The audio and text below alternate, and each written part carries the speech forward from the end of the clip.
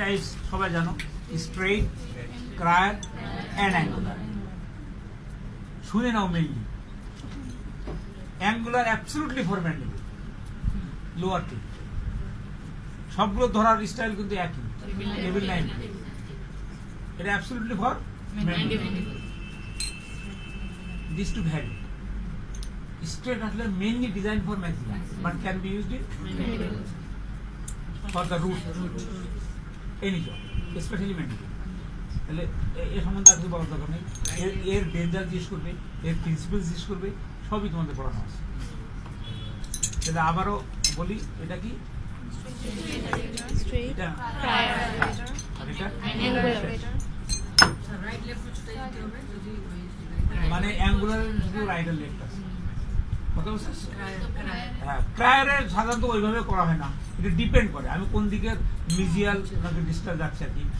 একটা জিনিস ক্রায়ারের ক্ষেত্রে এবং অন্য সব ক্ষেত্রে ক্রায়ারের এই অ্যাঙ্গুলেশনের ওয়ান কাইন্ড অফ বিভেলিং বা কনকেভ সার্ভিস। যে কোনো জায়গায় বিভেলিং বা concave always towards the opposite, এটা বোন হতে পারে অথবা টুথ হতে পারে। তাহলে এখানে আমি দাঁত তুলতেছি, টুয়ার্ডস কোন দিকে? কনকেভটা টুয়ার্ডস টুথ, তাইলে তো আটকাবে। কথা বুঝতে পারছো না? তুমি এটা কনভেক্স না, এটা স্মুথ সারফেস, এইদিকে দাগ তুলতে পারবা না, আমার তো এটা আটকাতে হবে। তাহলে হোল্ড বুঝতে পারছো তো? হোল্ড করো তো সবাই, দেখো এভাবে করবা, আঙুলটাকে লম্বা করবা, আর কিচ্ছু না। এই আঙুলটা লম্বা করার সঙ্গে সঙ্গে আমরা ওকে আর না। ওকে, থ্যাংক ইউ।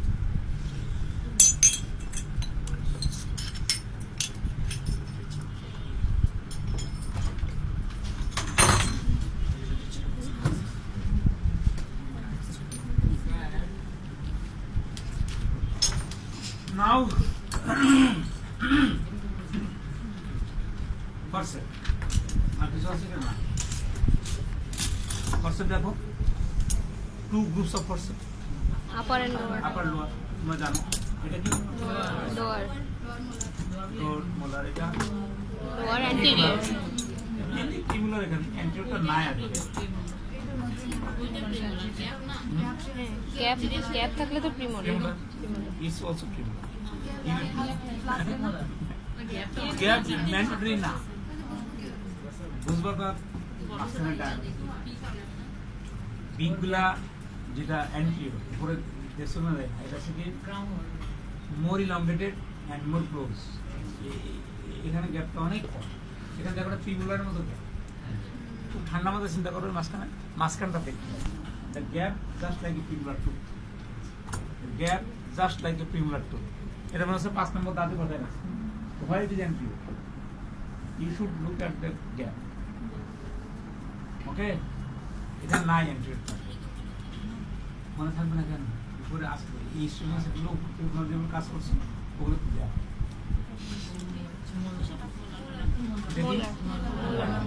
মোলার কেন বলবো না? Yes, এটা একটাই কথা। Both beaks are pointed. আর এখানে both beaks are down. এটা টিপস বলে দিই, যেখানে বাইফ্র্যাকশন থাকে সেখানে পয়েন্ট। বাইফ্র্যাকশন হতে গেলে মিনিমাম 2টা রুট লাগে, নিচে 2টা রুট কার আছে? তাহলে বাইফ্র্যাকশন কার আছে? মোলার। তাহলে only molar forcep will be point.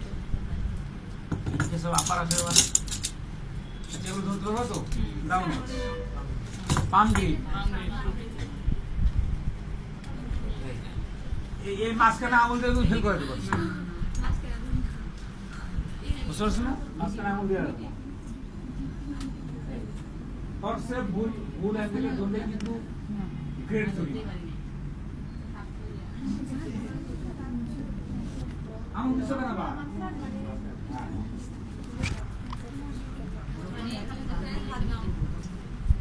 এইভাবে ধরলে আমরা খুশি হয়ে যাবো। শুধু একটা জিনিস রাখবা, বিগগুলো যেন ডাউনওয়ার্ডস। যতই হাসো অনেকে এভাবে ধরে পরীক্ষার সময়, কারণ তার মাথা এখানে একটা বিগ আছে, শুধুমাত্র হ্যান্ডেলটা ডাউনওয়ার্ডস থাকতে হবে। ওকে,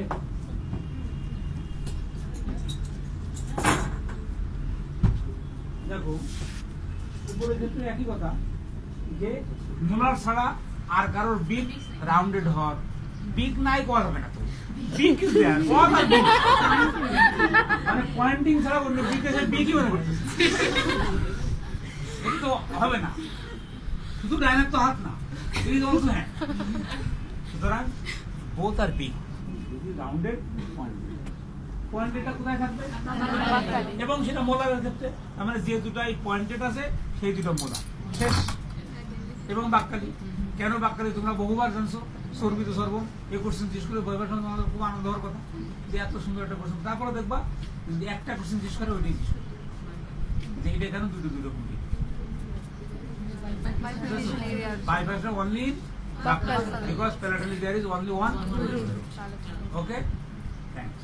So এটা বলবা এটাকে দেখো এবং এটা দেখো স্ট্রেট এবং এটা ধরতে দেখি জন্য যাতে তুমি এইভাবে না ধরো এইভাবে ধরলেই ফেল এই ক্ষেত্রে ফেল এই the others all like this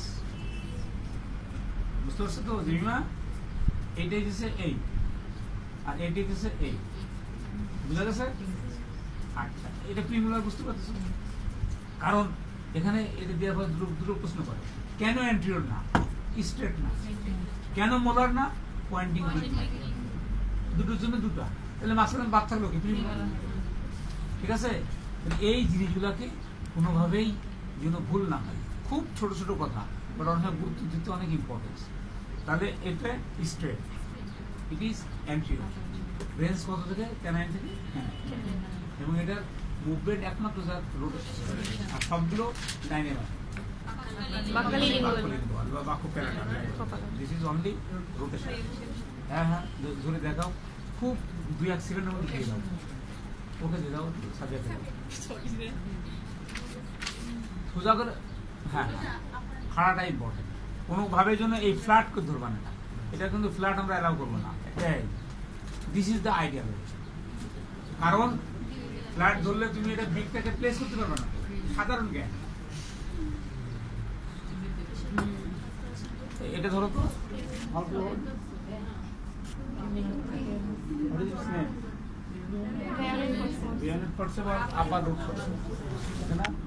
আর চারটা জিনিস ও ধরছে ঠিক আছে শুধু এভাবে ধরবে না এটা গ্রিপটা আসবে না এই থাম শুড বি ওভার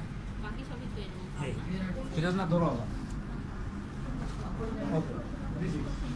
এই আঙুলটা তো নয় এই এভাবে কিন্তু আমাকে ধরো ভুলগুলোই বলে দিচ্ছি ঠিক আছে তাহলে দিয়ে দাও একটু অফার্স থাকবে একটু অফার্স আর কিছু না তাহলে আমরা ফরসেপের সম্বন্ধে এগুলাম এবং এর মুভমেন্ট হবে একই রকম কথা বলতে বলবা একটা আছে রোটেশন ছাড়া বাকিগুলো দিয়ে ইজি পরীক্ষা শোনাই হ্যাঁ ওর হাতে দাও তো ওর হাতে দিয়ে দিস এটা আবার কেন বলো এটা আবার মোলার না কেন তাই আগে বলো big round good very good আর এটা অ্যান্টিরিয়র না কেন ইট ইজ নট স্ট্রেট এটা কার্ভেচার আছে কোথায় কার্ভেচার দেখো তো আমাকে তোমার হাতের ভিতরে হ্যান্ডেলটা দেখো কার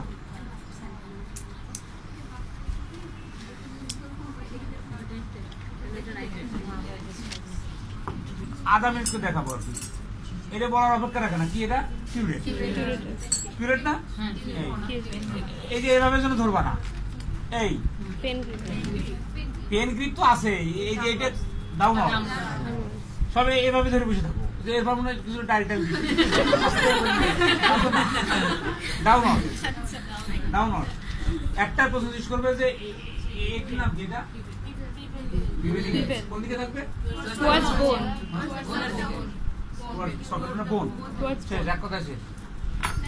এই যদি সকেট হয় তাহলে এখানে রাজুরি আসছে তাহলে একটা ওয়াল বাক্কা ওয়াল মনে করো তাহলে এটা কি লিঙ্গল ওয়াল তুমি এটা প্লেস করবা যে কোনো দিকে ঢুকানোর সময় দেখবা যে এটা বিবেল আছে তাহলে এটা প্রথমে লিঙ্গল কাভার করবে তখন এটা কাজ হবে না এবার উল্টাটা অটোমেটিক ওইটা বাক্কালে চলে অটোমেটিক করা আছে বুঝা গেছে না এই জিনিসটা অভিনয়কে দেখাই বলবে যে এই বোথ আর সেম সব হাতে দিতে পেলে হতো কিন্তু আসলে টাইম নাই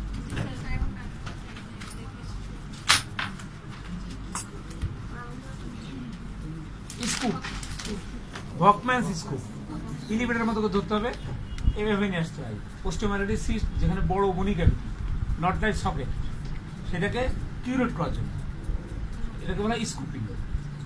সিনিয়র হ্যাঁ, টেবিল নাইফ। এখানে কি আছে? এটা Volkmann scoop or spoon shape curette, বুঝা গেছে না?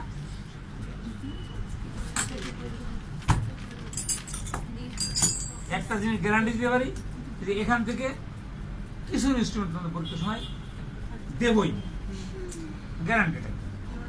এই যে এইগুলো মানে কোনটা দেবো সেটা আমি বলতেছি না, বাট এখান থেকে দিচ্ছি। সিজিএল দিলে অবশ্যই হসপিটাল দিবে, একটা তো দেওয়া যাবে না।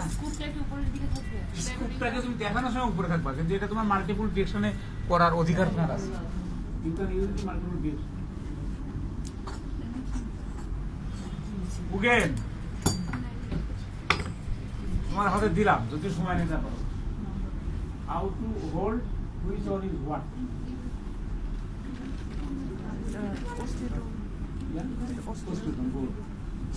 হোল্ড করো, চোখটা হাতে দেবো, গুড। এন্ড দাও দাও CGL how to Beveling end towards bone. Towards bone. how to see show me. Yes, flat put it. না এটা না, এটা হচ্ছে কি সিজিএল। সিজিএলটা আমি দেখাই দিচ্ছি, চেষ্টা করবা একটা আঙুল নিচে রাখার জন্য, থামটা আইদার 3 or 4 ফিঙ্গার এভাবে, এবং 45 ডিগ্রি অ্যাঙ্গেলে দেখাবা। and beveling surface towards bone, and then this is the ideal way how to show it in examination, not like this. It means it will introduce directly, no smoothing, একেবারে এটা হবে না। 45 degree left little finger can out on in, তোমার ইচ্ছা। আর এটার ক্ষেত্রে অস্টিওটোম, এটা ও যেটা ধরছে এটা ঠিক আছে, এইভাবে ধরা যাবে না, এ খাড়া, কারণ এর দুই পাশে থাকতে হবে যেন কেটে দুই ভাগ করতে পারে, বোঝা গেছে না? ইয়েস, ওইভাবে, কিন্তু ওইভাবে না।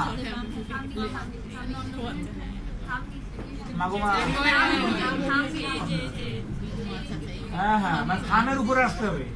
এটা কিন্তু অনেকে একবার দুই পরীক্ষার সময় এভাবে ধরে ফেলে, আর ঠিক হয় না, এরকম করতে চাই, কিন্তু এটাকে খুব quick and quick and quick. কিভাবে ধরছো? এটা কি সিজন না স্টুডিও? সিজন ঠিক আছে। আর অস্ট্রোটা মধ্যে এভাবে, okay? Yes, in both cases reverse pen grip, non dominant hand, pen grip non dominant hand, এক কথা শেষ। এই যে এবার ঠিক আছে।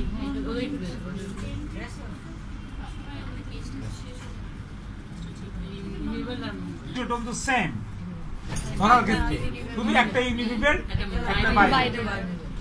সিজিএলটা অস্ট্রোনা এইভাবে থাকবে, এটাই কিন্তু মেইন কারিশমা।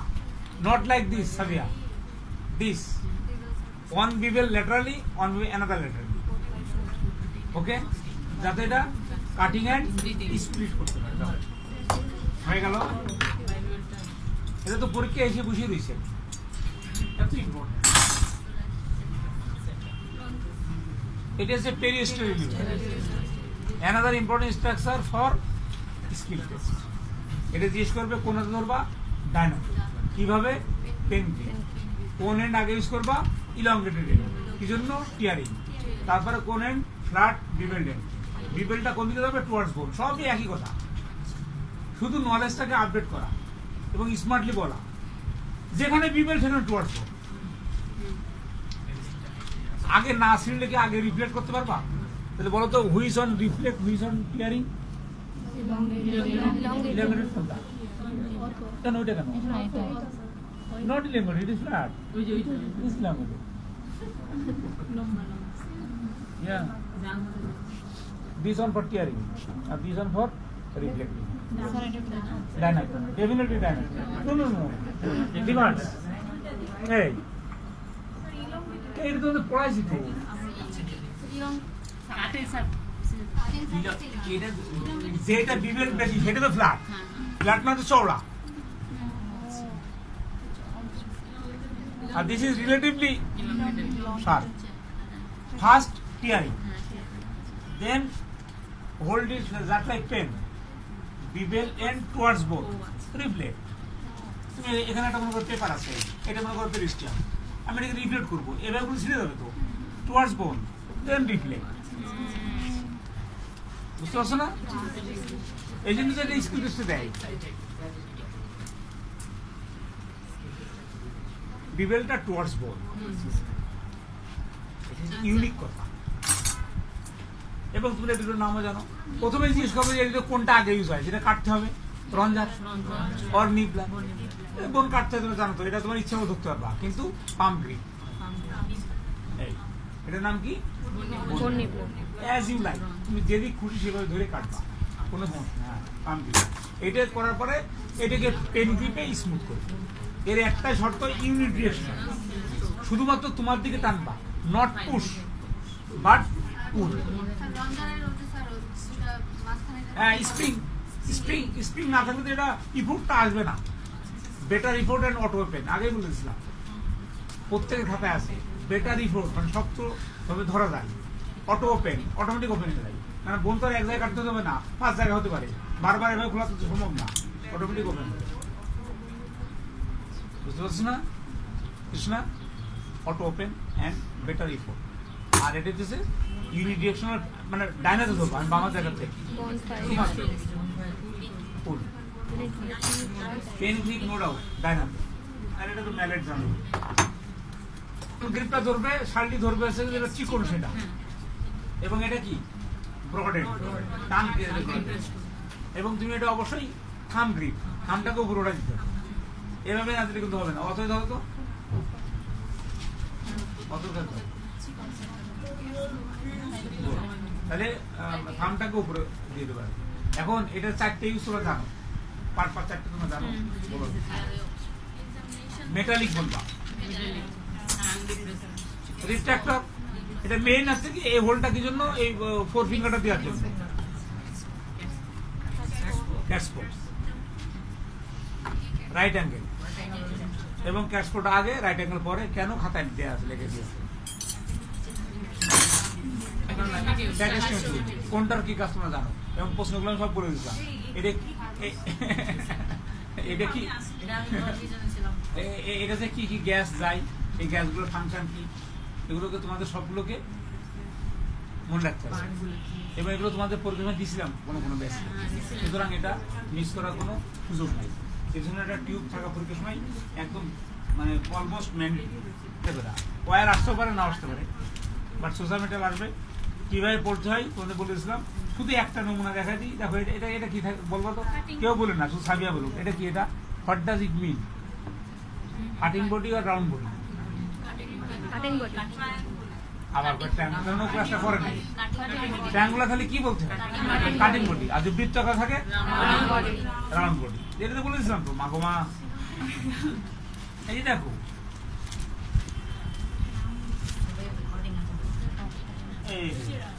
দেখো এটা এই একটা চিহ্ন বৃত্ত মিন্স কি মিন্স আর বাকি তো নাম লেখাই থাকবে 30 এবং এর থেকে কি কি করছে না হলে তোমাদের পড়াই দিচ্ছে ক্লিয়ার কানটা গজ দেওয়া থাকে শেপ সাই টেম্পার সাই হ্যাঁ এটা ব্যাখ্যা চাই যে গজ কি কি হতে পারে কোনটা কমনলি ইউজ হয় প্রথম দুইটা 24 এবং 26 24 প্রশ্ন যেটা জিজ্ঞেস করবে সেটা এখানে আছে কিন্তু উত্তরটা এখানে নাই বলবে যে গজ মিন্স কি